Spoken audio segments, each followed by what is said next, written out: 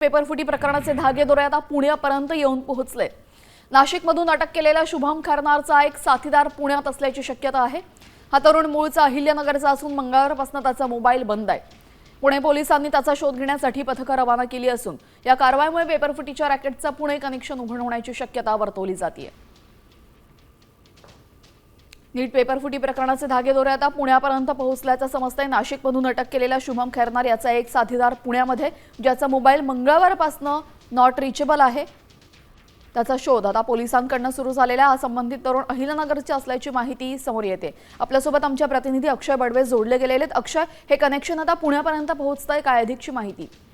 निश्चित आपण बघू शकतो की नाशिकमधून अटक केलेल्या तरुणाचा एक साथीदार जो आहे तो पुण्यात असल्याची शक्यता आहे। त्यामुळे पुणे पोलिसांकडून संबंधित तरुणाचा शोध घेण्याचा प्रयत्न जो आहे तो काल दुपारपासूनच करण्यात येतोय।